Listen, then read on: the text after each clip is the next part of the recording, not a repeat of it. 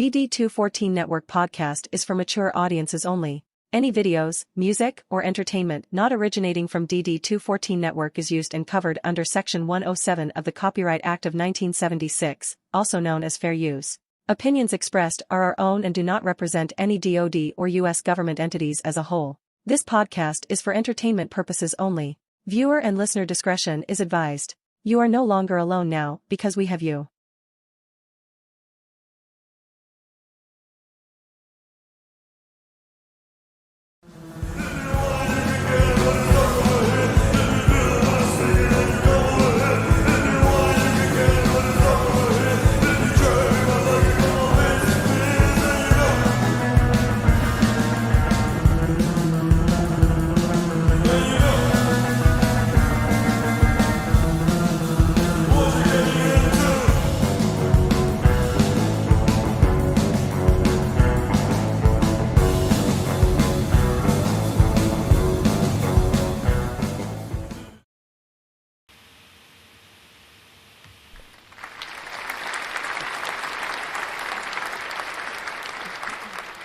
There it is. There it is. Uh-oh. There he is. Nope. There we go. Can you hear me again? Yes, got it. Okay. Alrighty, everybody. Welcome and good evening.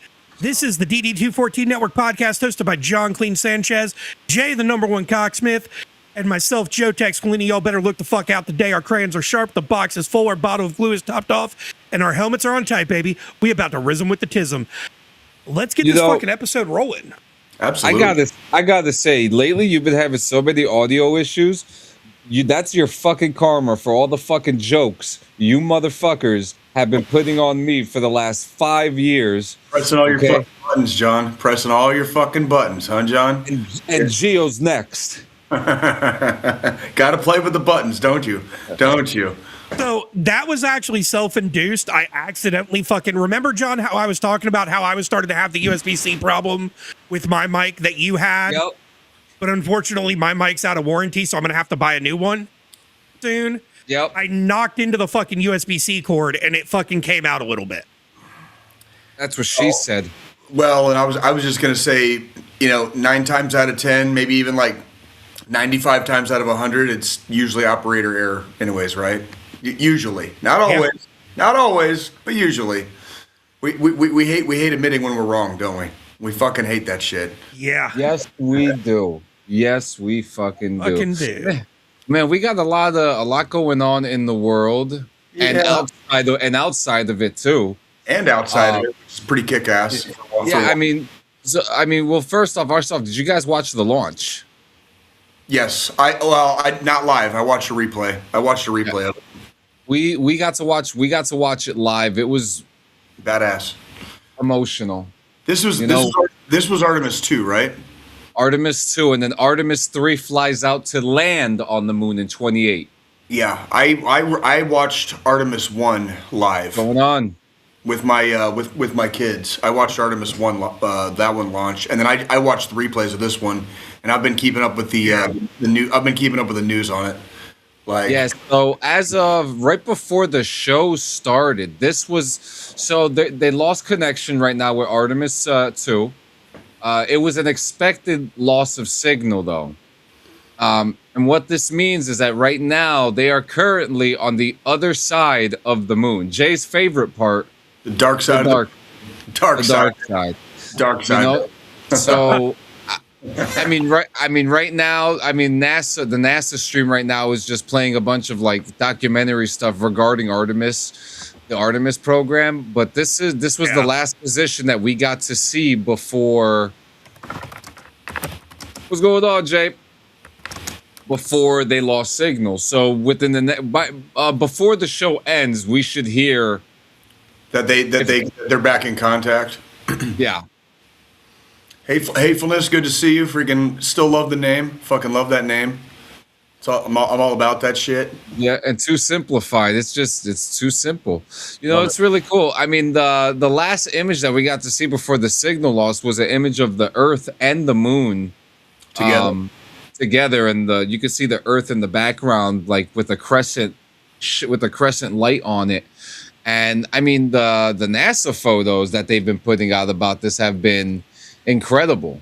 I just want to go on record and state unequivocally, for all of you flat Earth believing, moon landing hoax freaking believing conspiracy theorists out there, you're all fucking stupid. And like this shit proves all of you fucking wrong. And I'm so happy to piss all over your fucking stupid theories. Okay, because like we did this shit back in the fucking late 60s and early 70s too. Yeah, so, I mean, look at that photo. Big double fuck you to all the fucking idiots out there. All you anti-science motherfucking morons. Big double fuck you to all of you. Yeah, so look at this photo that was taken by one of the astronauts as they were leaving. Yeah, I mean, look, you got Aurora Borealis up here, you got some Aurora Borealis down there. And then just a couple hours ago, we got this. So not only is Earth flat, but so is the moon. Absolutely. You fucking stop. Fucking stop. We're not entertaining that shit on this show. Okay? Yeah, I mean, you want to know something too? I remember you told us that the moon was made of cheese. Where's all the fucking cheese at? Right? I know, right? Like, where's my cheese at? That's what I'm saying. Yeah. He too simplified says more flatter than my ass. Oh, here we go. Yeah, of course. Yeah, but yep, this is what's happening. So we'll keep you guys updated as they update as the situation goes on. I mean, there's really nothing much to tell until. It's very exciting. We are going back to the moon.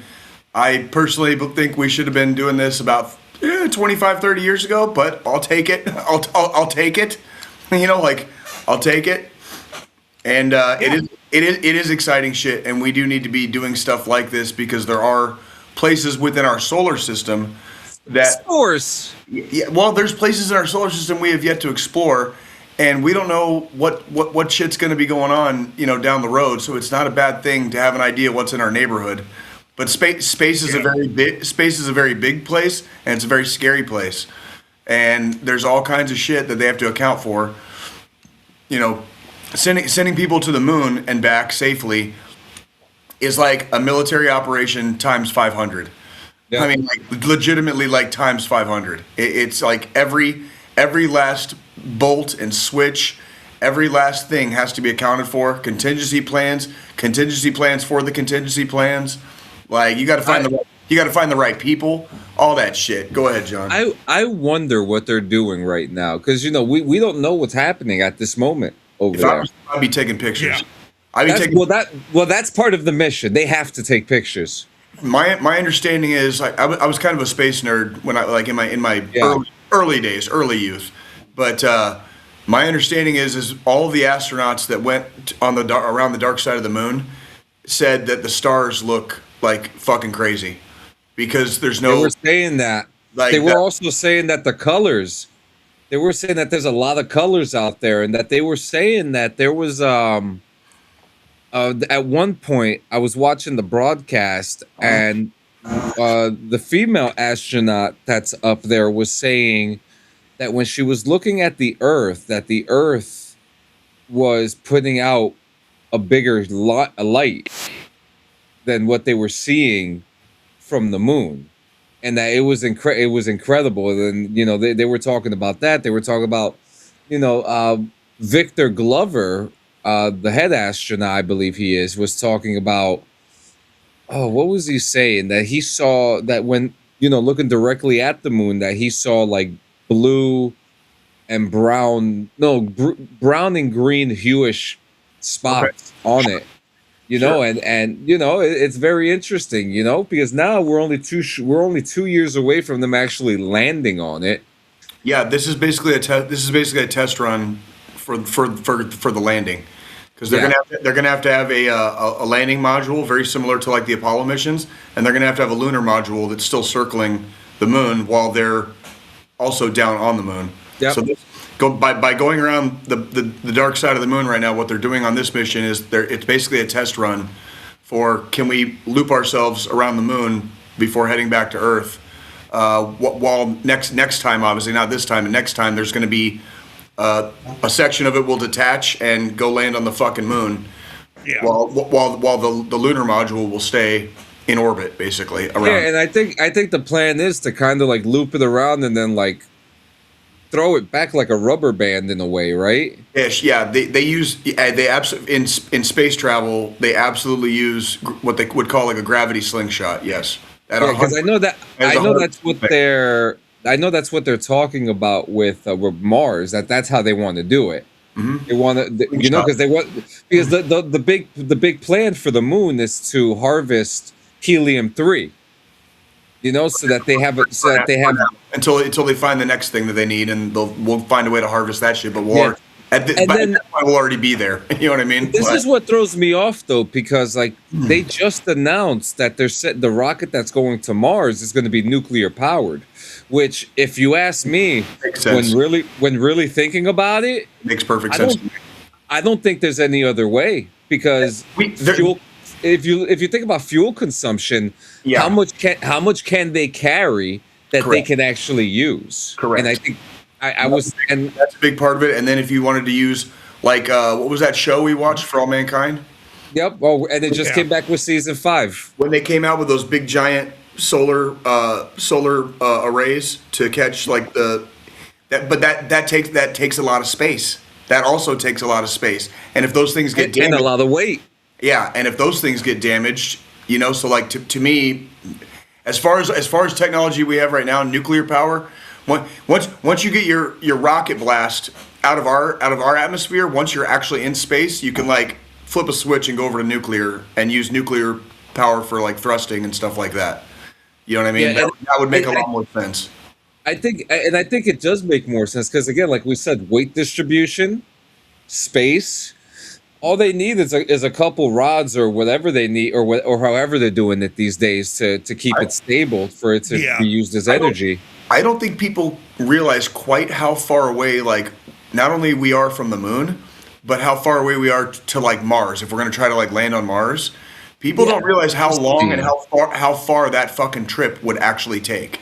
I think it's a few years. It might. I'm pretty sure it's like in that vicinity because like you're not coming back for a long time. You are not coming. It's far.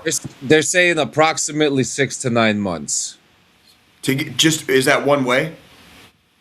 One way. Okay, so about two years. So, we'll say 2 years roughly. 2 years round trip. We'll call it about a 2-year round trip because you're gonna have to fucking do shit when you get there and blasity. We'll call it about 2 years. So it's also saying here missions typically travel at specialized times known as launch windows. So if the launch window says they have a launch window where every 26 months to ensure the shortest distance. Yes, that's a thing too. That's when they launched the Voyager probes. They had nuts. They had a window because both of the Voyager spacecraft used planets in our solar system to slingshot out of the solar system, and I think they might have even used multiple planets, like to continue slingshotting, to get like up to their speed and like out of the solar system. So it's from the dungeon fucking with us again. He's fucking with us, isn't he? I don't know if he started smoking meth or if he's fucking with us. Yeah, they are out there. That's more of a side effect of I'm gonna go heroin, with acid. Acid. What about brain damage? I think if you took acid, you would definitely 100% no. Oh, I mean that's because you're jaded, D. That's because you're jaded. But we're up there. It's just this is my thing about it. The United States, okay? Our great grand country, America. Okay? We have lied and held back about so much shit for so many times. NASA is a privately funded company with scientists. And I don't think that this country could afford to lie about anything else anymore. And if this was a lie, woo! We didn't lie about it the first time. Like, we didn't need to. Like, if you want to poke the biggest hole you can ever poke in somebody who thinks the moon landing was a hoax is like, then how come the Russians didn't call us out when it happened? Because they would have. Yep. They actually left. They left a like basically like mirrors you can point lasers at from Earth on the moon when we landed, and they're still there. There is third party evidence for the American moon landings from at least 6 different countries right now. You can look it up on the internet. And on top of that, because all the countries that followed us have taken photographic evidence of the shit we left. And on top of that too, India, I think they're one of the more recent countries to land a probe on the moon. That's correct. As of recently, and that's where the call center is that all the scam calls I keep getting from. Jesus. Jesus. So is somebody going to say they own the moon now, or is it for everybody like Antarctica? Well, many other countries have gone to the moon already at this point, you know? I don't think that's one we can really, like we planted our flag there, but that was more of just like, hey, we got here first. We did it. We did it. That wasn't claiming like the moon. It was literally just, it's for all mankind.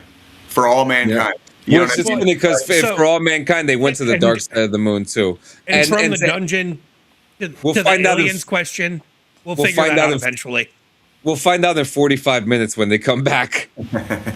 They come back, and it's like what was that movie with Lawrence Fishburne, Event Horizon? Like they come back from like the dark side of the moon, and it's like some Event Horizon shit, and like everybody's gone, like the spacecraft is just empty, floating, and then we have to like go do like a rescue mission, and, like board Artemis. You know what I mean? Like I could write like a whole story about this. Like, you know what I'm saying? Like yeah, you know, but yeah, from the dungeon. I mean, if there's anything that we have done, and when I say we as a human race, we go to space and we've gone to the moon. I don't think, you know, there is so much curiosity in that industry. Why would they not want to? Yeah. Well, I just want to circle back to the alien part though, because I've got a very strong thing with this. It might not be another planet in our solar system or a moon in our solar system where there's other life forms. It used to be Mars. Countless other fucking solar systems and galaxies out there, and I'm pretty sure they have fucking life forms in them. What about other dimensions possibly? Yeah. God, absolutely. You're talking about. I mean, there's a multiverse of fucking dimensions. Like, yeah, it's covered in comics and that stuff's all fiction. Well, we don't. The multiversal concept and dimensional concept isn't. What's that? You've seen the photos that the James Webb has put out there. We are you know, we are nothing compared to what those photos have shown us, you know? Like Selena said. We're not the only fucking life forms in the universe. It's our universe. It's pretty goddamn big out there, and there's a whole lot of shit we don't know about. Like, you know what I mean? Like we've barely started scratching the surface. You know what I mean? If anything, Mars, the life forms on Pluto are contemplating fucking killing us all for that travesty when they decided to tell us that Pluto wasn't a planet anymore. Yeah, and going to Mars is minuscule compared to what other galaxies have probably achieved. You know, it's possible. I mean, it's. You remember when I told you, as far as we know, with like the math and the physics that we have, like you can potentially travel forward in time, but you can't travel backwards. Okay, well, the multiverse theory has not officially been disproven yet. So there is absolutely there is a multiverse theory, and as far as we know, with the math and physics we have, it's a theory. It's not proven, but it is definitely not disproven either. I feel like dreams have something to do with that. I feel like a multiverse is more believable than fucking traveling backwards in time. Well, we've actually discussed problems with traveling back in time on this show before. One of the biggest ones. It would even be a problem traveling forwards in time, but a little bit easier to predict. When you go backwards in time, we're not orbiting around the sun like this, stationary. Yeah, we're in an axis. Yeah, we're on an axis, and the sun is traveling at a speed, and we're doing this around the sun as it's traveling. Okay, along with the other planets and the other, solar system stuff, right? So in order to go backwards in time, in whatever manner you found to be able to do it safely, you would have to be able to predict an exact spot in an exact moment in time and space that wouldn't put you either out in the middle of space or buried like 100 miles deep in the Earth's crust. Because yep. It'd be like hitting a bullet with a bullet. I mean, you would have to be so precise, and you'd have to be within 10 feet probably. Yeah, and hope that the 10 feet is above ground and not below it. Yeah, think of it this way: if you travel 24 hours to the future from now, you'll probably travel somewhere up in the sky somewhere and fall. Yes, thousands and thousands of miles, John. Not out of 24 hours. But see, it's a lot easier. It's a lot easier to calculate exact placement in the future than it is in the past. That is true. That is so true. You might land, on Earth 20, 30 miles from where you took off. You're gonna die. if you're off by even a shred. If you're off by even a shred, even if you get the equation spot on to say, okay, this is where we will be in a week within our solar system, right? Traveling around the sun, and you get it down to, you're only going to be able to get that down to, maybe a 10-mile fucking radius. Sure. Obviously, there's people that do math a lot better than I can. Oh God, I'm not. I don't even attempt this kind of math. If I were to try to attempt this kind of math, yeah, I'm gonna be at like the fucking core of the fucking Earth, burnt to death. Yeah, I'm throwing it the fuck out there. I can handle a lot of the concepts in my head, but do not ask me to put it on paper. Do not ask me to put it on paper. Yeah. But I mean, you could land on a flat piece of ground on the Earth within, 10, 20 miles of wherever it was that you took off from to go forward. Yes.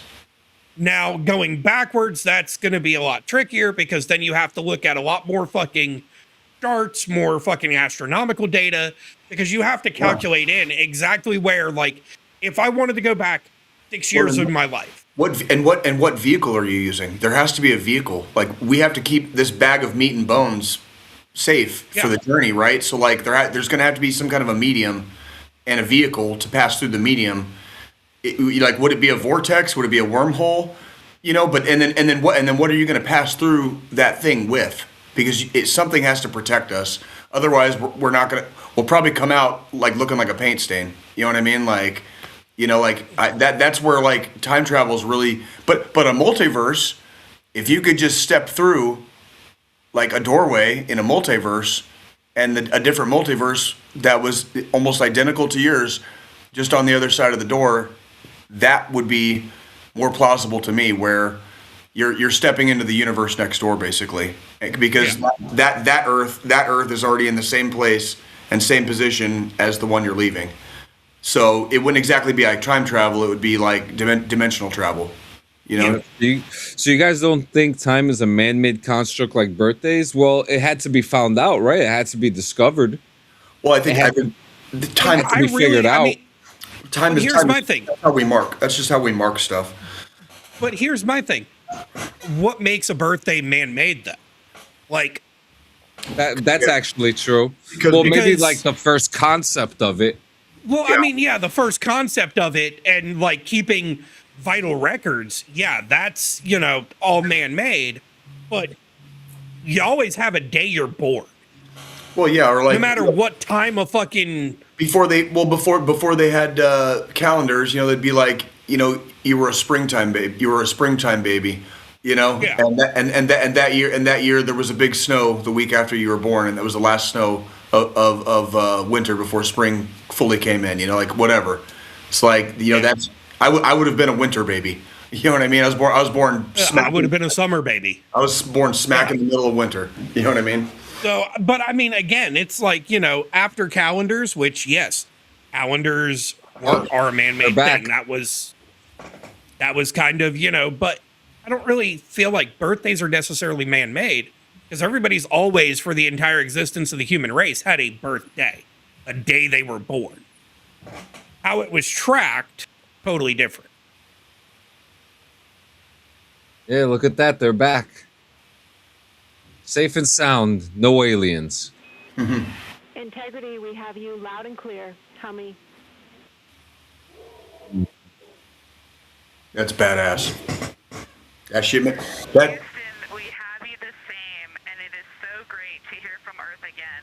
To Asia, Africa, and Oceania, we are looking back at you. We hear you can look up and see the moon right now. We see you too. When we burned this burn towards the moon, I said that we do not leave Earth, but we choose it. And that is true. We will explore, we will build ships, we will visit again. We will construct science outposts, we will drive rovers, we will do radio astronomy, we will found companies, we will bolster industry, we will inspire. But ultimately, we will always choose Earth. We will always choose each other. There it is. Talk about some motivational motherfucking shit right there. Seriously, dude. Seriously. I got a little stirred up there for a second. Yeah, if only I took that fucking public speaking course. Jesus Christ. Yeah, that was a... Makes me want to go out and fucking kick a fucking sack of... Yeah, that was amazing. But yeah, there it is. They're back. They're fine. Look at the way that the wings are like. We did it, baby. They're back. But yeah, this is, just a what's the saying? One small step for man, one giant leap for mankind. Yep. So I wonder how they're going to. It's extremely inspirational. That is for sure. That is for sure. It literally could bring a tear to your eye, man. Literally. So let's get away from this space stuff. How you guys doing? Oh, hanging in. Didn't have much to report this week. Although I do have some sad news to report for all of my homies down in Southern Arizona. Oh no. Arizona made the Final Four, but on Saturday they played Michigan, and it did not bode so well for Arizona at all. It's not a very good showing. Probably the worst game they played all year. Looked like Michigan came in with a good game plan against Arizona. Yeah. And Arizona never answered it. They never had an answer. They started cutting into the lead like once in the first half, and I think barely like once in the second half, but it was never really in doubt. It was never in doubt. Like the game started like the score was like 10-1, and that was about as close as it got. That was about as close as it got all game. I think they came within 5 like once, but like it was 10-1 at the beginning of the game, and it never really. Yeah. Michigan never lost the lead. The lead was never in doubt. You know what I mean? It was just congratulations to Michigan. They will be playing here in a couple of hours for the national championship against UConn.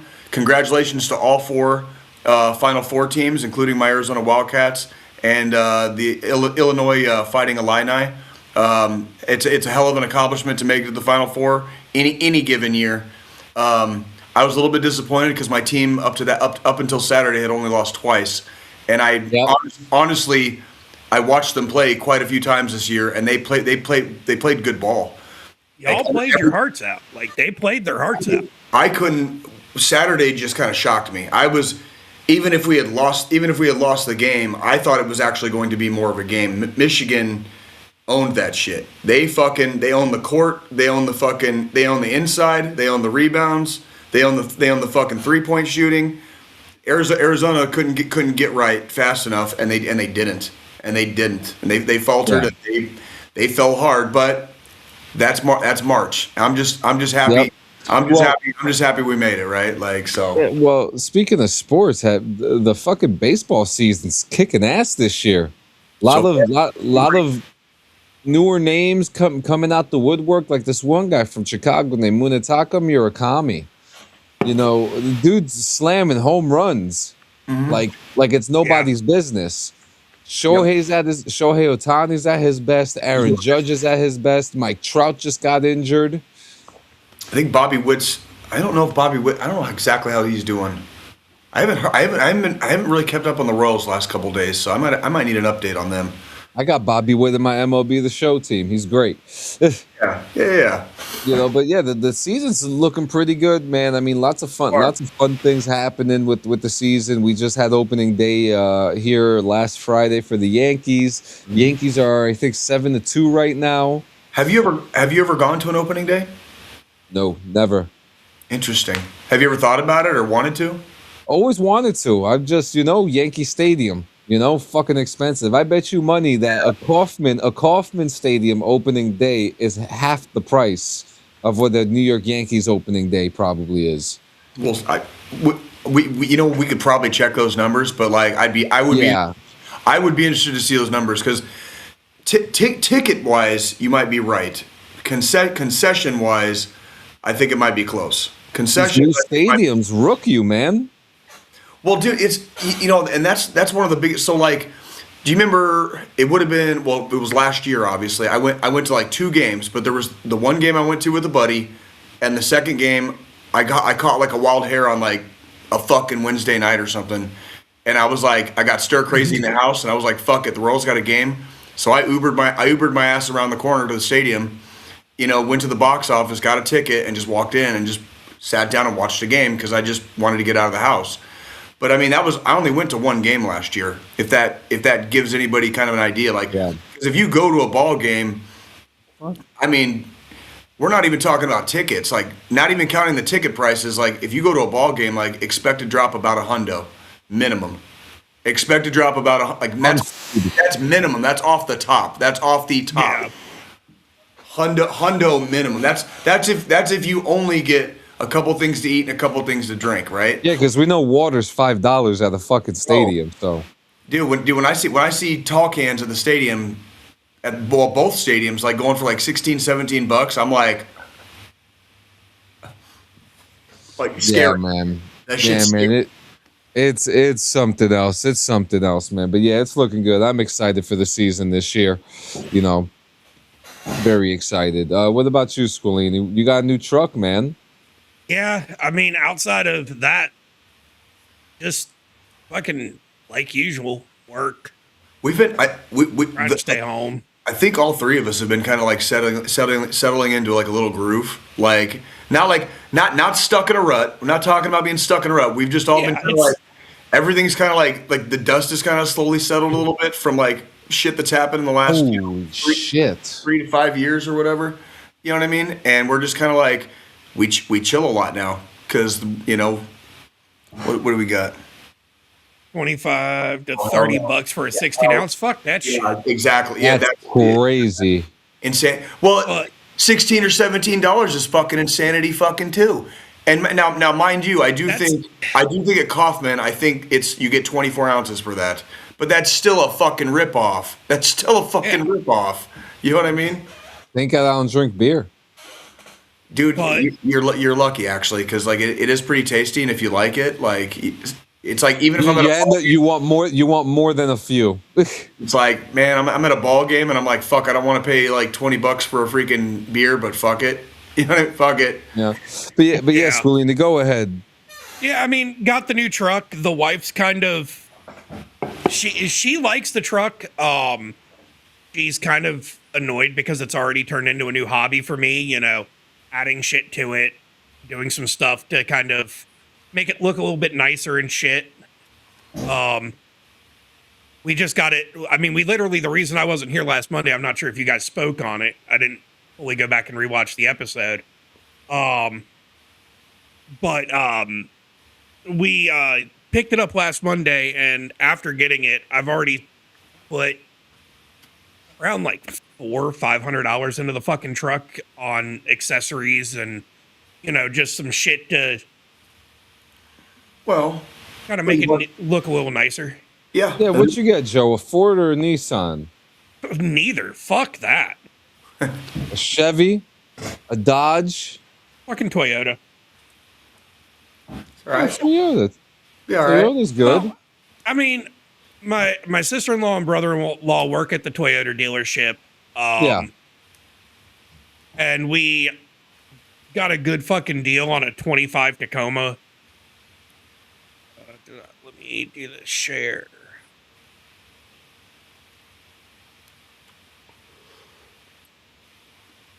Oh, where's our there?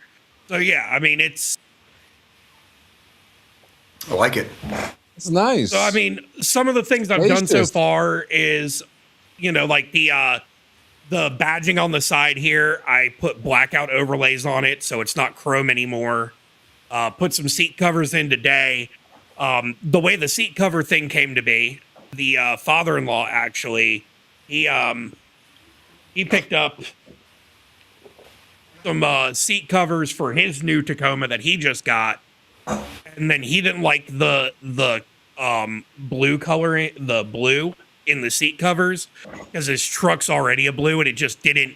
The two different colors of blue clashed. So he was like, if you want them, so I don't have to send them back and pay the money to fucking ship them back to the fucking seller and everything, you just pay me what I paid for them, and you can have them. So, put the seat covers in, added a few little extra accessories on the inside. Still got to add the truck bed cover and some the running boards to the outside. And then August is going to be the next really big purchase that we're kind of saving up for already. We're going to put on the upgraded rims and wheel package, because it's like an additional $1,800. And Nice. I didn't feel like fighting with the dealership to get that included into the fucking deal when we bought it. I was like, I can afford $1,800 in a few months. Yeah. I'll just Nothing wrong with that.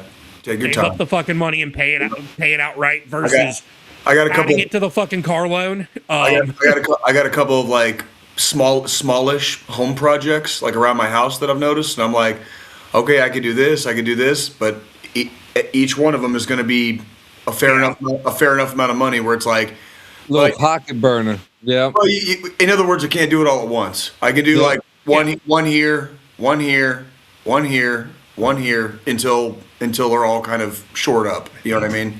Exactly. I mean, and that's the other thing. We've got some stuff that we're doing around the outside of the house and shit too.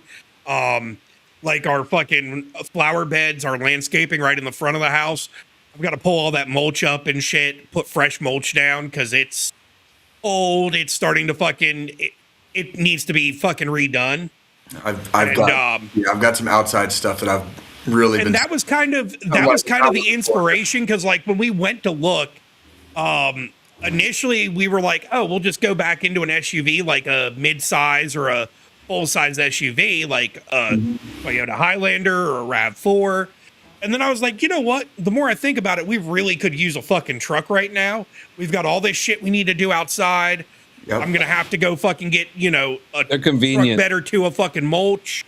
Having a truck's going to be fucking nice. Well, and when you get done with all the freaking shit, if you don't need a truck anymore, you trade the motherfucker back in. You know what I mean? And then that's also why we went with Toyota, because Toyotas, all cars depreciate in value the second you drive them off the lot. Well, right. Now the thing is, though, Toyotas hold their value more than most other cars. They're known to be fairly reliable. They're the 300, 400,000 mile fucking cars. As long as you keep the maintenance up on them, they will fucking go and go and go and go.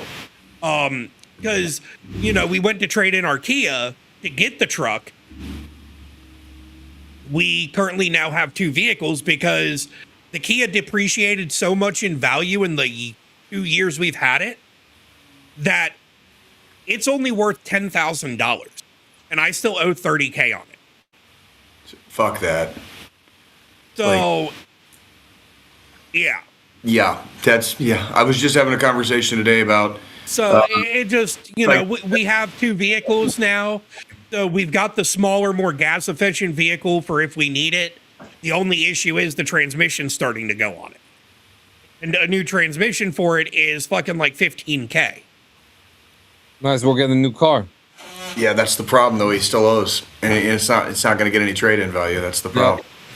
Yeah, it's literally that bad where it's like I'm still gonna have to pay for this fucking vehicle unless I let it fucking ding my credit and I do a voluntary repo, Right. which I don't want to fucking do. No, absolutely not. No. Well, I was just about to say, like, I was having a conversation today with a friend of mine. Part of the reason I didn't replace my car is because I started shopping around for a couple months. Like, you guys remember when my car first went to shit? And then I was like, after a couple of months, I was like, you know what? I don't have that far to go usually, and if I do, I can rent a car for it. You know, like for the amount of stuff that I have, like it would cost me more money to have a car right now than to just sit here and have to take an Uber or get a ride to the grocery store. You know, once a month. If I need to go pay a visit to some family, I can rent a fucking car. You know what I mean? Yeah. Like it's of no consequence. You know what I mean? That's the thing. As long as you keep an active insurance policy, you keep your driver's license good, you know, where you live, you know, you can Uber to the store, you can Uber to the fucking bar. You've got some people, if you need to get somewhere and you can't get an Uber, you can call somebody up and say, hey, I'll give you 10, 15 bucks for fucking gas, whatever it is. You're saving a little bit of money. I keep a small kind of like little circle around where I live in the KC metro, so it's fairly rare that I go outside of my little territory anyways.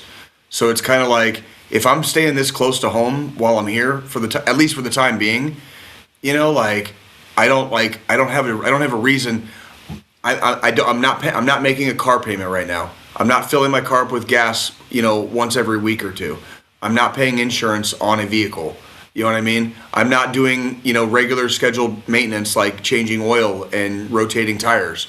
Like that's all money I'm not spending right now just by not having a car. You know what I mean? That's the other nice thing with this truck. So I also have the ability to do it. I know that's not everybody's life, and that's not how it is for everybody too. Like I understand.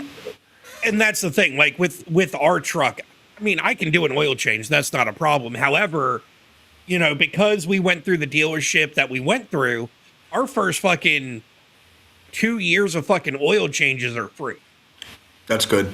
That's good. So it's just literally, I hit time for fucking service.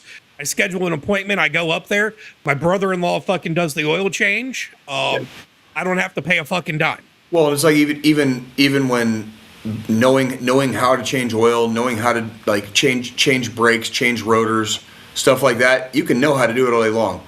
Do you have the time? Do you want to? Do you have the energy? Because like that's usually like I was a mechanic in the Army. I know how to do all that shit, but like, do I want to fucking sit there and like fuck around with it? No, probably not. I'd rather just fucking sit in the waiting room and wait for somebody else to do it for me. Well, and that's the thing. Like when I was in my fucking, you know, teens and 20s and shit, I had no problem doing my own fucking oil changes, but also I had old fucking beater cars that, you know, I might have paid a couple $100 for, get some work on to keep them running good. And then I would just, you know, when I'd take a fucking weekend leave or something, I'd go to my fucking parents' house. I'd pull the car up on the fucking ramps and they're fucking in the garage there that my dad had. I'd fucking do my oil change.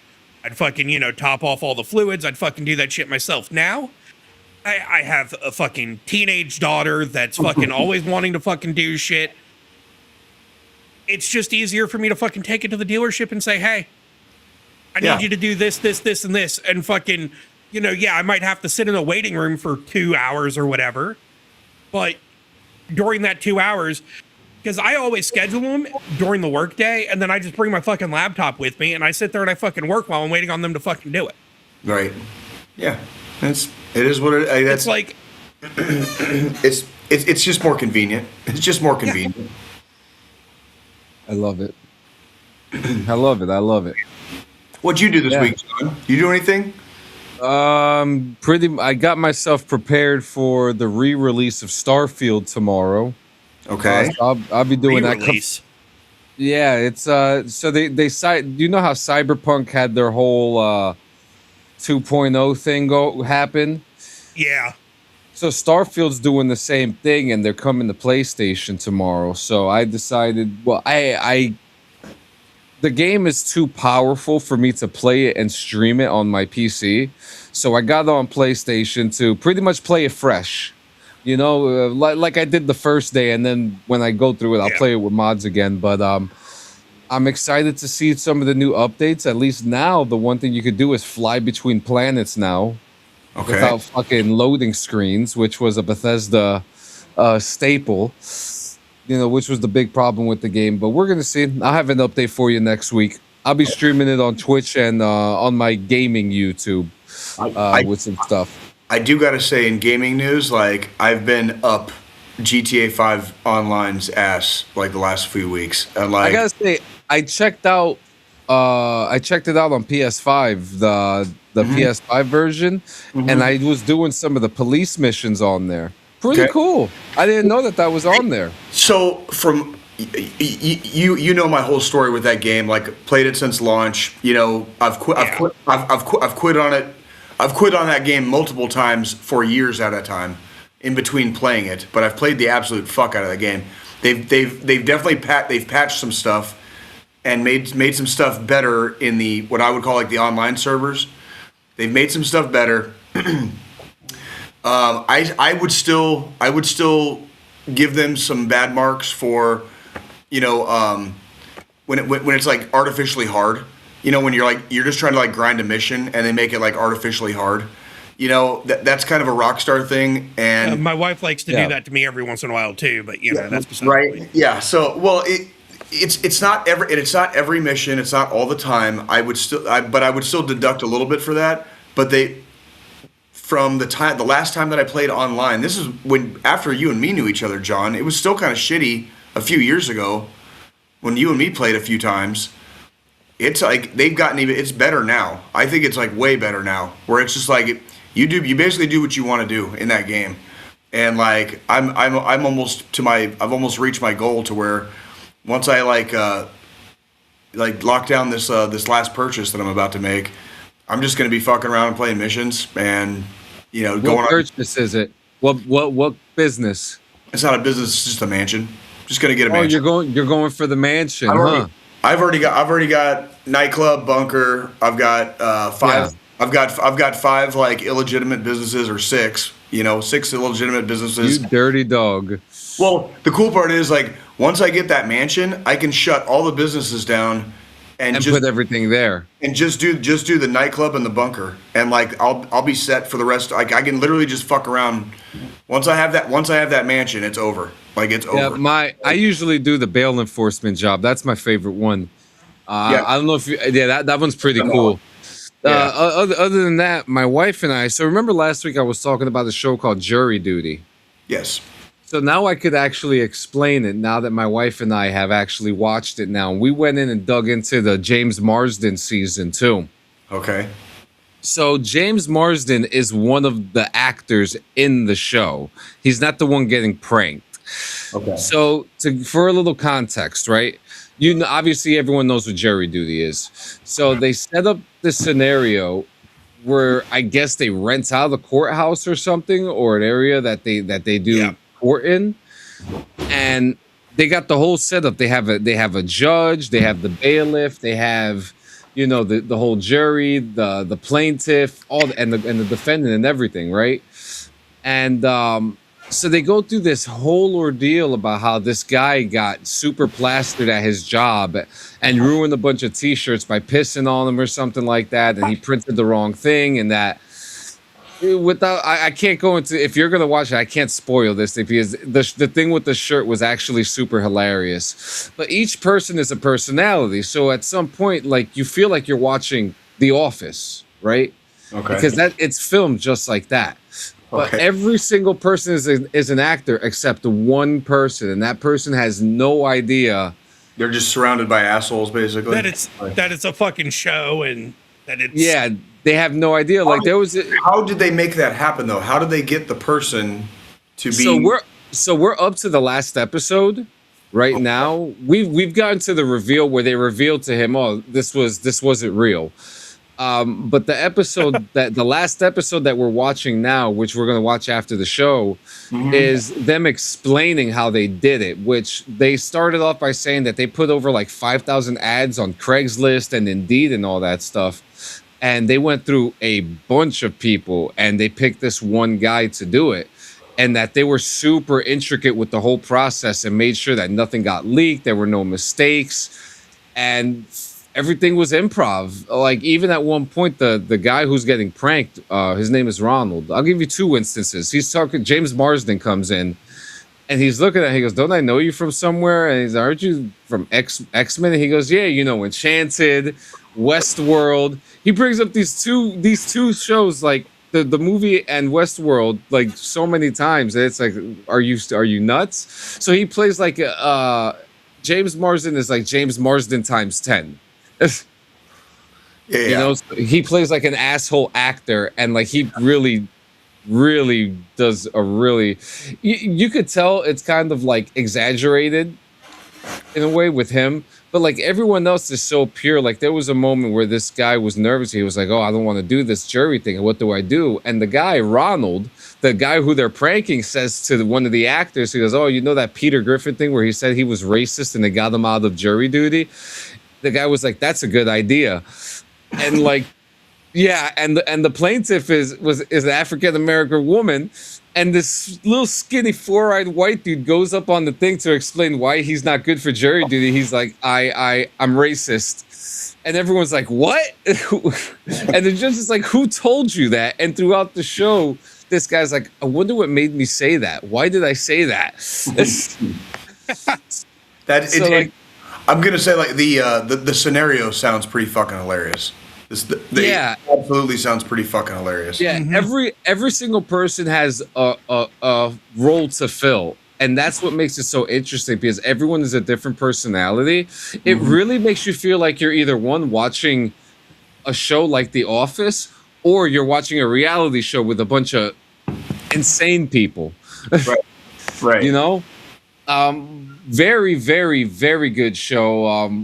You know, but my wife are going to go back to the company retreat, and I think there's another season of it. And I'm almost certain that there's got to be like a UK version of this or something, because it's just too good. I don't know how long this show could last, though, you know, because the more popular it gets, you know, go ahead, Scolini. They'd have to change locations. They'd have to change locations. They'd have to move to different areas of the country or, you know, shit like that. You talking about that makes me think we never talked about the end of Special Forces, because I finished it well before you, and you started like fucking a month before me. Oh yeah, it was good. I don't remember anything that happened in it. I you know me, I soak in so much of that stuff. Yeah. I don't even remember, but they have it. I think I think they said that they're about to film season 5, but they haven't released the cast yet. Ooh. Yeah, not officially announced, but about to start filming. Interesting. It says while instructor Q hinted on social media about returning, no official cast or release date has been confirmed. So I mean. Now, if we look at the timeline, I think the last few times that the shows have come out have been like in the fall. So if that's the case, they're probably filming right now. Yeah, which means we'll get the next season here soon. Yeah. Or they filmed it already during the airing of the last one. Who knows?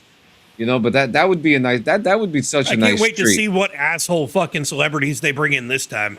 You know, there was a list that came out. There was like a rumored leak list, and I saw David and again, take this with a grain of salt. This could be whatever, right? Because it was pretty. Like the two names I do remember was Aaron Hernandez's wife and David Boreanaz. Okay, who's David Boreanaz? So David Boreanaz played fucking Angel in the show Angel back, like it was a Buffy spinoff. Yeah, and he actually he's on a show called. He played a Master Chief Petty Officer in the Navy SEALs in a show called SEAL Team. Ooh, Navy SEALs. Ooh. Yeah, it was like a. I mean, what would you call that show? Like, what genre would Actually, you? Because they had it was from what I've it was seen, a they had some military dope action scenes. drama. It was a military action drama. It was, I mean, with a soap opera touch to it. that was like one season that it had the soap opera touch, to be honest with you. And that was the worst season, and that was like season 3 out of 6. I love both of you dearly. I don't know how you guys watch this shit. Like I know it's some of it's cool, and it's like you guys get enjoyment out of it, and goddamn more power to you. Because like no, I find shit like this. Television is made to be watched. Here's how I do this, Jay. Here's how I do this. I'm sitting here at my desk working. I have a TV mounted to the wall over here. I turn on some fucking random show as background noise. And then I just fucking keep it on. And then my brain, because of my fucking autism and my ADHD, soaks in what's happening during said show while I'm not even actually fucking watching it. I get it. It kind of baffles me because like when I'm watching something, I watch it, and then whatever that thing I'm watching has somewhere between 30 seconds and 5 minutes to freaking like. What is the last thing you sat down and watched? A TV show. A TV show? Yeah. Oh God. Like a sports game doesn't fucking count. Oh no, God. It doesn't. Like an actual TV show, like. Yeah, like a syndicated TV show. Oh, I don't remember. I haven't watched. I don't think I've watched a single TV like I've rewatched Band of Brothers every year. Rewatching doesn't count either. Yeah, rewatching doesn't count either. Oh, like you're freaking me out a little bit now because that's how much I don't watch. I don't remember the last. It would have been when I was with my former girlfriend, still living with her, and that was. I mean. It's been over 2 years. It's been over 2 years. Actively, at any given time, I have 3 or 4 TV shows in my rotation that I'm watching. Not rewatching, watching for the first time. I've been watching. So right now, what I've been watching, and obviously John doesn't like Marshalls, but I'm getting into it the more we get into the fucking season. That shit's whack. But I'm watching Marshalls. Whack. The new season of Scrubs that just started. Whack. Fire Country. I would, Gio, but I don't know where it is. Sheriff's Country. And then the new season of Daredevil. Okay, so to be fair, to my credit, Daredevil's kind of whack too. Both of you, but specifically John has turned me on to a couple of TV shows, and one of them became like my favorite TV show of all time. That was Dark. But it's been fucking years since I watched Dark. Because I'm pretty sure I watched Dark when I still lived in Colorado. You should watch 4 years ago. should watch the other one, 1899, that the same people made. The producers and the director, they made another show on Netflix on 1899. It was really trippy. I don't have Netflix. But then, like you, we'll fix that. Yeah, but then, like you, Jay, I have shows that are in my rotation that I rewatch. I just finished Band of Brothers. So Band of Brothers, Generation Kill. Yep. Those are my 2 military shows on my rewatch list. Oh, guilty. Now, my military show is 6. Which one is that? That's the one on History Channel. What you say, baby? But then I just got done rewatching Silicon Valley, which is Silicon Valley is fucking goated. Fucking hilarious. It's fucking goated. It's great. What's that shit about? 6 seasons. It's a startup in Silicon Valley. It's a tech startup in Silicon Valley. Stars Thomas Middleditch. And it's got, it's TJ Miller is in the first 5 fucking seasons. Yeah. I don't know who any of these people. Can I show a clip? I have to show. Yeah.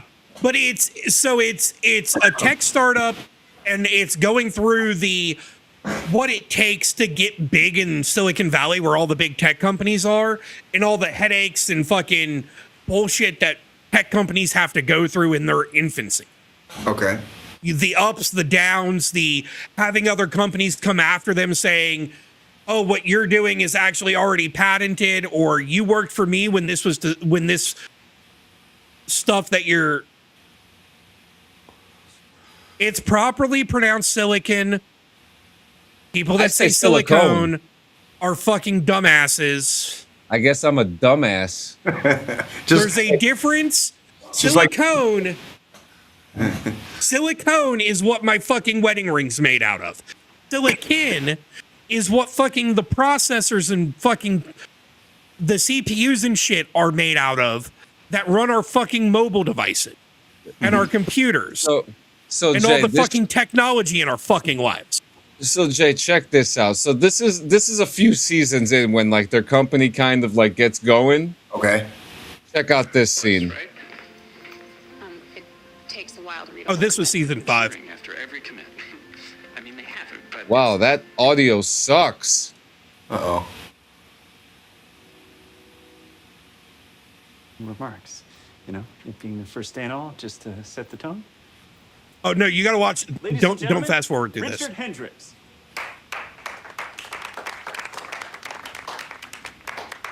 Come on, expand.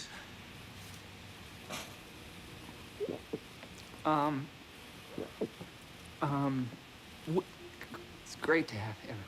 And so many fun faces. We've got a lot of men and women here. And Just wait, Jay. we should remember that. So let's keep it clean. It's always a challenge to get it. I should probably more to say in a minute. I just have to go 1 second in my office, and then we'll conclude. He just needs a second in his office, then he's gonna come back.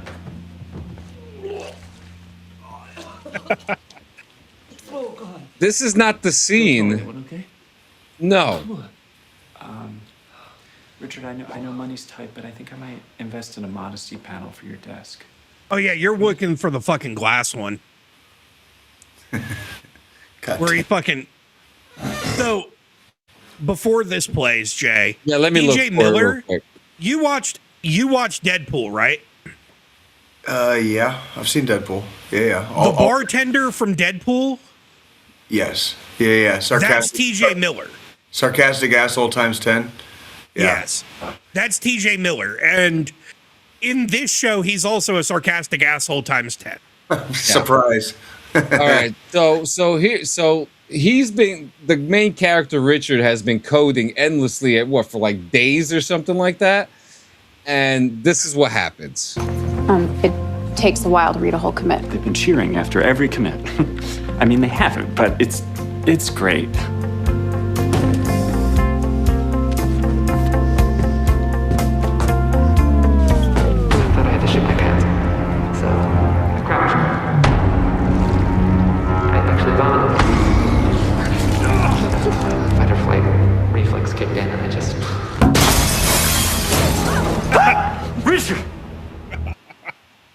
I don't So there's a little bit more. There's a little more backstory to that. Yeah.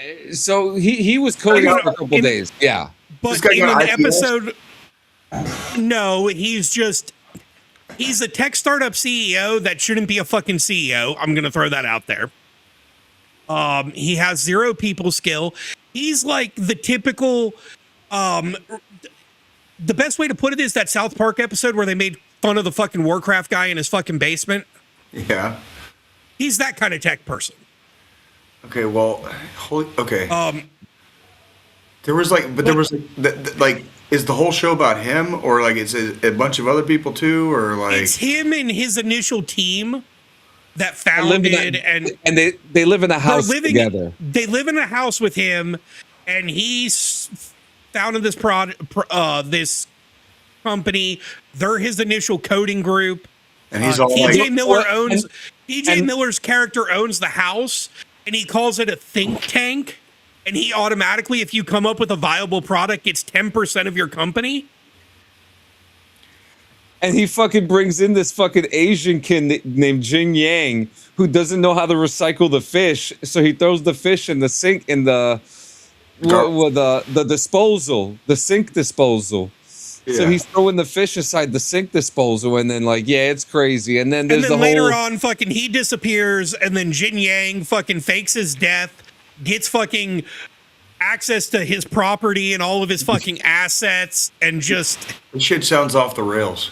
Like, It just- is off the rails. It's But the fucking thing that- crazy. Yeah, the thing that makes the show funny though is the fact that like the it makes fun of all the big tech companies over there, specifically Google, because the main company there is Amazon too, towards the Amazon end. and Amazon. That's right, because of the delivery service and the vans and shit like that, and the robots. Actually, because season 5 and 6, Amazon acquires Hulu, which is the company that's making fun of Google. Yeah, And then- and Hulu, the guy who owns Hulu is like this fucking crazy rich degenerate fuck who takes blood infusions to keep himself young. Which the funny thing is, the guy who is the founder of Hulu, you want to know who they're trying to make fun of with that one? Oh, I already Steve know. Jobs. Fucking Steve Jobs. Yeah, they even had to write a whole storyline because one of the actors died. You know who I'm talking about, Squilini? Yeah.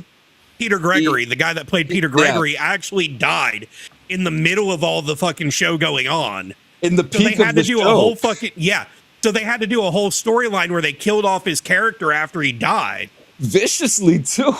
Yeah, like fucking robots killed him on his fucking private island or some shit. It was No. You know what's funny when Jared gets fucking stuck? He goes inside the automated cab. Yeah. And the fucking And then cab he ends puts up him in getting the car. shipped to a fucking island in the middle of the fucking Pacific somewhere. And there's no humans, it's all robots, and he's like, what the fuck? And then you just fast forward like 2 episodes and he's back and he's got severe fucking PTSD. Which He one? was stuck Which on a one? cargo Which ship one? inside of a fucking cargo container for like 3 fucking months. And he gets out of the fucking cargo container and the entire ship, no humans on this ship whatsoever. It's all AI fucking robots piloting and manning the fucking ship. And he's just stuck. Yeah, and everyone's trying to figure out where Jared is, and no one knows where the fuck he is. And he's just gone. Poor guy was sleeping in the garage with all the computers in there at one point too. Oh, what a show! Jared was just fucking. He was a piece of work himself. I liked him better in this than I liked him in The Office, even though he was funny, hilarious as Gabe in The Office. But this just just when they were doing like the convention and he was all hopped up on drugs and he went up to everybody trying to make him do the choice. He was like, which one? Which one? Which one? And he went up to that couple with the baby. He was like, these companies are trying to track your babies and all this stuff. And they're all like, get the fuck away from us. Really, it's a quality show. And then it ended in 6 seasons. So it was very short, nice run. It didn't, and they ended it on a high note. They didn't wait to kill it off because viewership was going down. They just ran out of shit to do. Yeah, and all the actors were doing big stuff too, like Thomas Middleditch, right? Thomas Middleditch right now, the guy who plays Richard. You know what the fuck he does now? What? He owns Commodore. What's that? The game system from your time. Oh, really? Like Commodore 64? Yeah, he brought it back. Ah. He brought back the Commodore 64, and he's also a very communal Twitch streamer as well. You know, It was a very good community generation. You had Commodore and television, Atari. You know what I mean? Yeah, And, Coleco. I mean, let me show this to you real quick. It's actually kind of incredible.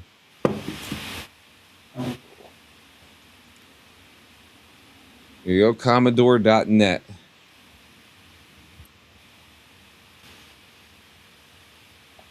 Okay.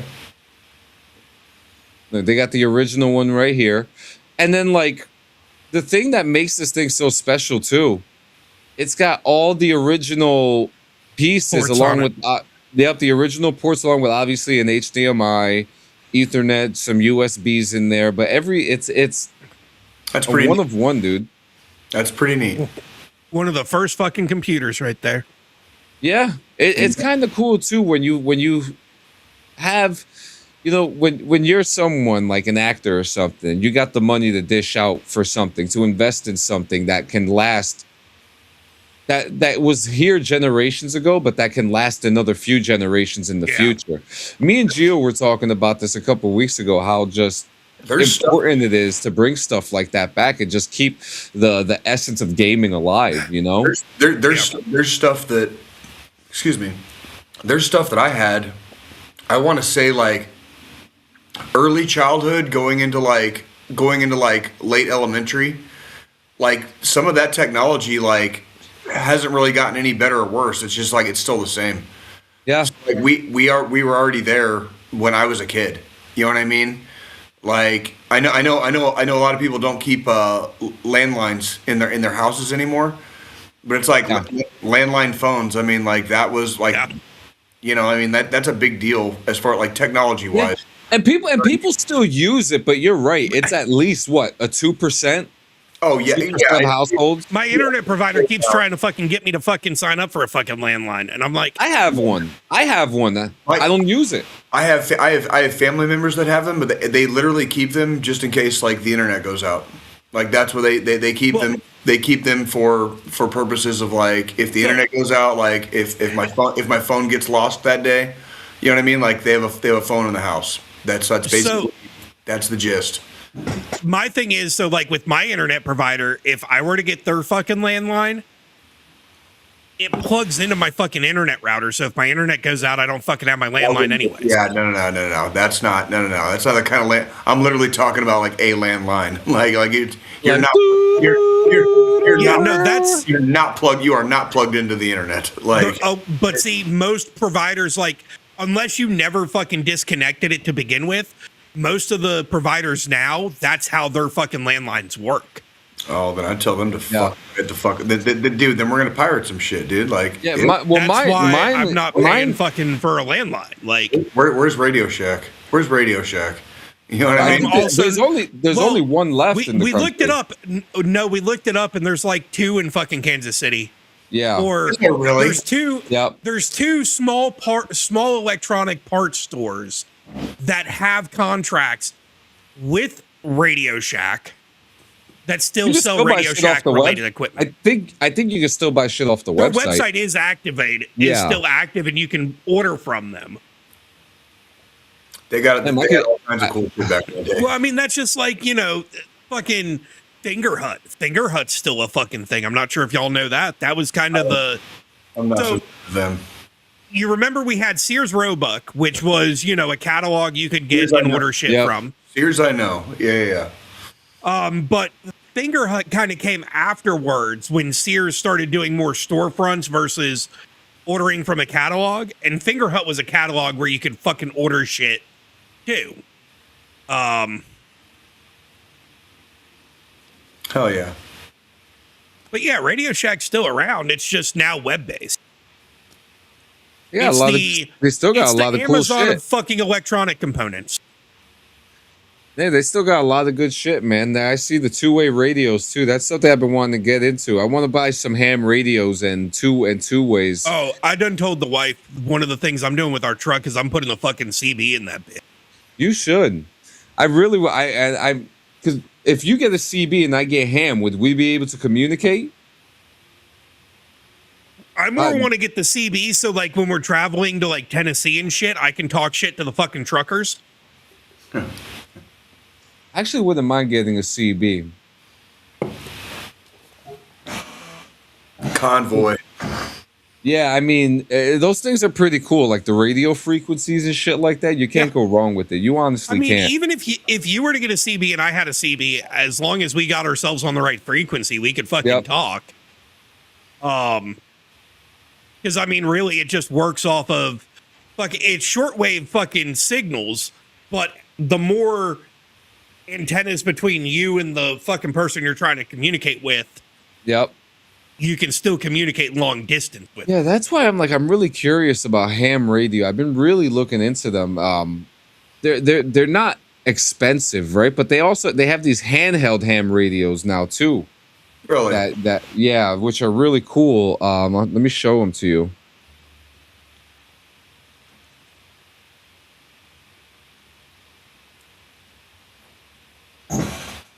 Actually, these are dual bands, but dual bands are still pretty good too. You know what I mean?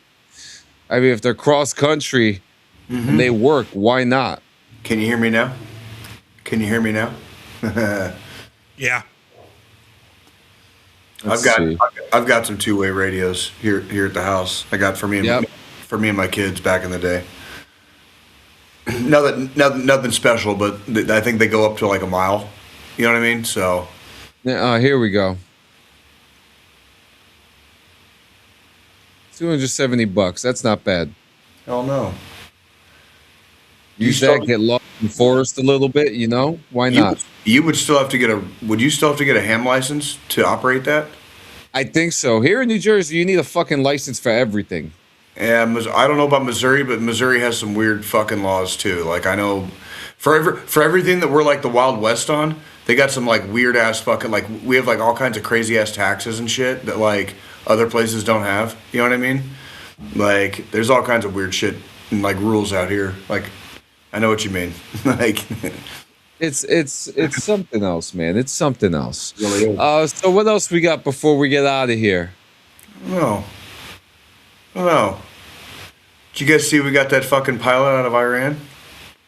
I did. Okay, yeah. Let's talk about this stupid ass fucking war real quick because real quick before we fucking finish. Like It's more of a conflict, but whatever. It's kind of the elephant in the room, though. You know, it's like, you know, we don't talk about this that much, but when we do, it's kind of like we all.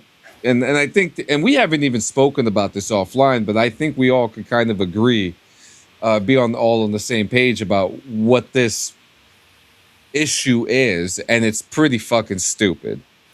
So I want to hear from the combat veterans themselves. Before anybody says it, I'm just not sure if y'all have seen fucking gas prices lately, but yeah, that's what it's about. Well, I think it was completely unnecessary, completely unprovoked. Like they can spin it however they want. I think they stuck our collective dicks in some deep fucking mud, and it's not going to be easy to get out. And it's not going. I don't think it's going to end as easy as anybody wants it to. Not at all. It's. This is like. It's a bad look. Let me put it in the nicest terms I can. It's a really fucking bad look. Yeah, man. And I'm not just talking about oil. I'm not just talking about Iran. I'm not just talking about the Strait of Hormuz. I'm talking about like the petrodollar. Open the fucking strait. Yeah, like I'm talking about like the petrodollar. Like fucking like losing allies. You know what I mean? Like freaking like we're talking about shit that is gonna take decades to unfuck. Because of one fuck. Right? Yeah. It's crazy too how like that one fuckery caused the one person to attack allies, you know, and it's like, what the fuck? Like I don't know how much more people need to see to get it through that this ain't good for America and it's not good for the world. Even if you're the most isolationist American, it's still not good for America, and it ain't good for the world either. And like most, I would like to think most of us are not isolationists because we realize like we all live on a world. Okay, like yeah, we might have a country that we come from, you know, but we have to coexist with a world, right? On some level, and this is like global shit. And I don't think a lot of people realize like this is not going to be a fun ride. Like it's not going to be a fun ride. And how long do you think it's going to last? I don't know because I don't know how people haven't. Well, a bunch of generals got fired over the weekend. Yeah, they including one of my former division commanders. Like who was the army chairman. Like also one of my favorite fucking generals that was in right now, General George. Yeah, that was one of my former. He was when I was. Oh, that's the one you were talking about. When I was at 4ID, he was a division commander for a time when I was at 4ID because I was at Carson for 7 years. Okay, and at some point during that time that I was at Carson, he was division commanding general.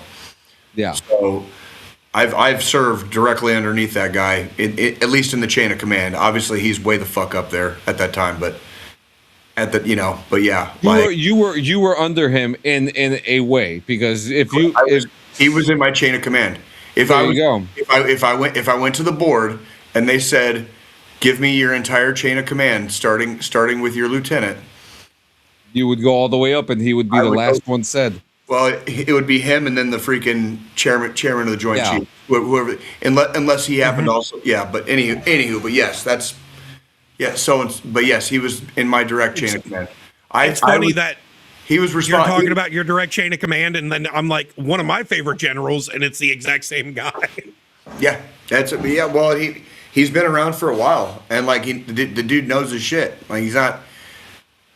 He was an Ivy soldier, man. Like he was he was in charge of. I don't remember if it was the AO or something during. The outpost, Battle of Kamdesh, where like the two dudes got the Medal of Honor. You know what I mean? Mm-hmm. Like in the same like that, like in 2009, like that was 4ID. He was in charge. He was brigade. I think he was brigade commander then. I think he was full. I think he was full bird then. And like so, yeah, he's seen the shit, right? Like, but why did he get fired then? Is it because he told somebody something they didn't want to hear? Right? That's typically what happens. Like. It's so disappointing too because like this didn't have to. I mean, this whole conflict didn't. None of them never have to happen, right? None of them. They just end up happening.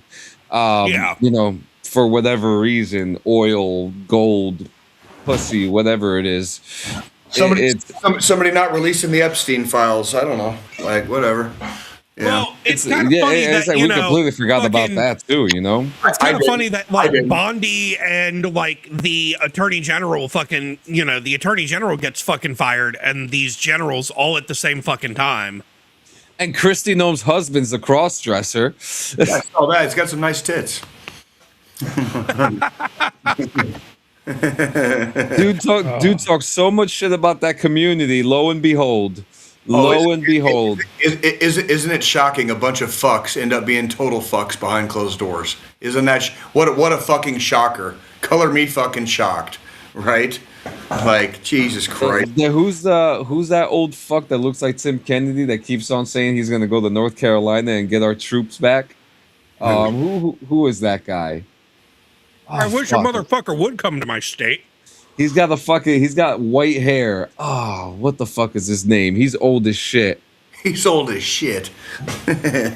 Yeah. So are like 99.99% of all fucking Congress people. But he's always on TV. Is it Soros? No, not Soros.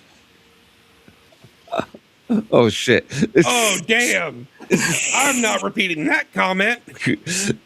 Oh man! Oh my god! Like, oh my god! Listen, listen. They are fighting. Oh my! They are fighting some shit out there, and it's like I don't even know what to. You know what? You know what I'm tired of fighting over? Other people's fucking bullshit beliefs, dude.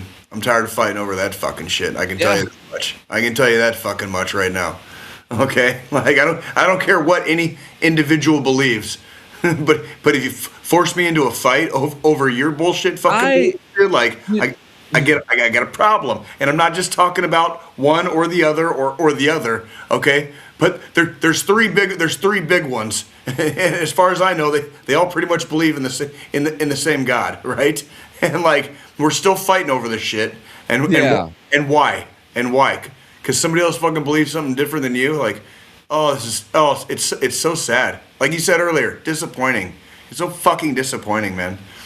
You know what's not disappointing though, and I gotta say this, because this was, we'll try to fucking spin a little bit of positivity before we freaking go into the final thought. Yeah. There was one thing. I've done 3 motherfucking tours in Afghanistan. There was one thing I could always count on, no matter fucking how crazy or bad or whatever happened that day. I knew one thing in the back of my head. No matter what happened, like, everything would stop if I went missing or if I got killed. Everything would stop. And especially if I was missing. In the military jargon, we call it Dust One. And John, you can look that up if you want the acronym. It's DUSTWUN, Dust One. And if a Dust One occurs, everything stops. Like the U.S. military will fucking make time stop. Like, we will fucking stop time until we know where the fuck that motherfucker or those motherfuckers are. Yeah. Okay? We don't play with missing in action. We can do KIA. We can do killed in action. We do not fucking play with missing in action. We don't like missing in action at all. We go fuck that shit. We go ape shit. And the fact that, like, even if it's bullshit and shouldn't be fucking fighting in the first place, the fact that, like, plane got shot down, like, behind enemy lines, basically in Iran, and they got both of those motherfuckers out. I don't know how they did it. They're telling.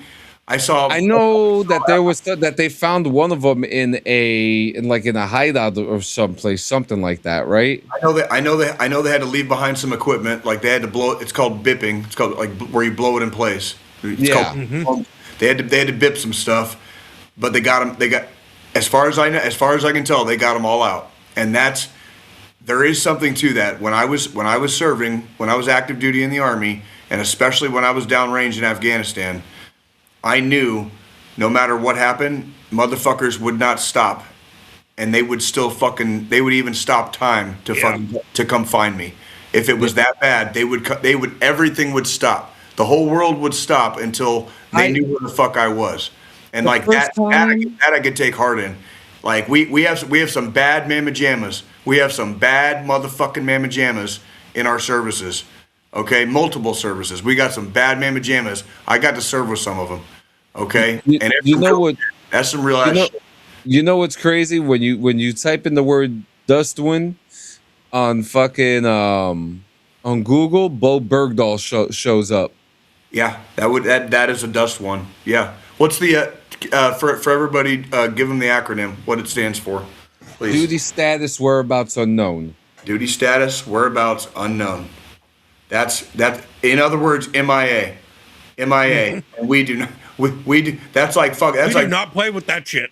That's like broken arrow shit, bro. Like, we don't fucking, like, none. Like, time stops. Everything stops until that problem is fucking solved that day. Everything stops. I'm talking the entire AO. The entire fucking AO stops until that fucking problem is solved. We don't fucking. I'm sure you've encountered that a few times during your. At least once.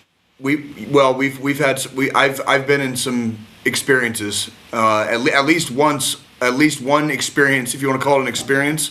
I've had at least one on all 3 of my tours. At least one on all 3.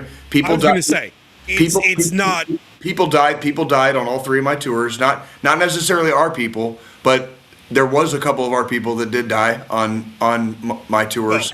Like, it's one of those things where, like, it's fucking war. It is fucking war. And if you haven't seen it, if you haven't experienced it, I'm glad you haven't. I'm just fucking glad you haven't. You know what I'm saying? Like, the other side of that coin is, you fuck with one of my people, we're gonna fuck you back. We do. And the fact that we will. I mean, look at the Russians in Ukraine. They don't even give a fuck about each other. You know what I mean? They fucking like there's video online of, like, Russians murking each other. You know what I mean? Like, because, like, they can't get them out, and they don't even try. Like, this was for just one of ours. That's how much we care about our own. Yeah. You know what I mean? That's how much we care about our own, and there is something definitely to that. Like I said, I knew no matter how bad shit got, nothing, like they would stop everything to make sure, like, either I was found or my body, my parts were found. Right? Because that's what we do. That is what we do. You have water in the car? Yes, it is. Yes, it is. All right. Well, let's get on to our final thought then. It's the best part of the night, some would say, because then they don't have to listen to us anymore. Oh, right. You know. But yeah, what do you? Who's got it this? You know what, Squillini? Why don't you take it? Why don't you take it since you weren't here last week? We had Gio do it. All right. Well, I mean, we're at that time of the episode, like we were just talking about, you know, losing those we know and love and cared about, our brothers and sisters overseas. And then also, you know, the immense amount of manpower that goes into when one goes missing. Let's focus on the staying here part. Let's focus on making sure we're back in 168 when we have the next episode. Let's focus on not giving into the voices, giving into the people saying you're not worth a damn. People saying the world would be better without you, because fuck no, it wouldn't. This world is what it is because you are here with us. You tune in to us week in and week out, whether it's while we're live, after the fact with the recordings. We strive to provide quality entertainment. We strive to provide motivation for you. All of anybody that listens, anybody that watches, we provide for y'all. We make sure we are here every week, 365, to be what our community needs, what the veteran community needs, what even the civilian community needs, because there are civilians out there that have lost, that have gone through heartache and triumph and tribulations, and that are suffering also alongside us. So if you feel like it's the end of the line and there's no looking forward, you can text or call 988. You can also dial 1-800-273-8255. That's 1-800-273-TALK.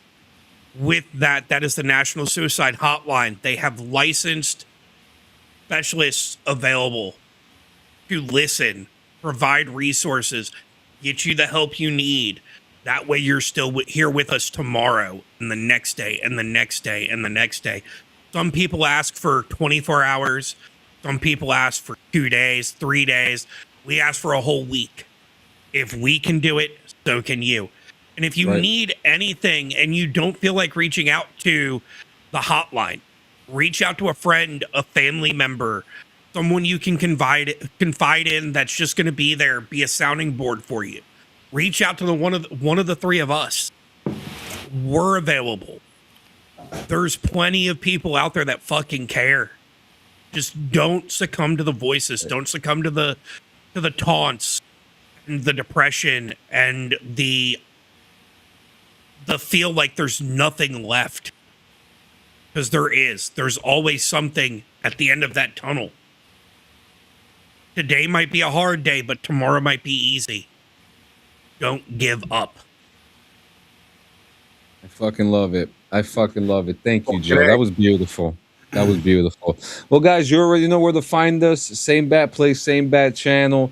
Monday, Wednesday, Fridays, morning rips. Thursday night, 7 p.m., JM and Diggs. Saturday night, 7 p.m., BRVG. And then, of course, your favorites, DD214 Network. Come by for more shenanigans. We have lots of things happening, as always. I hope that you guys have a great evening. Dave, Selena, you can close it off and say goodbye to them before we go.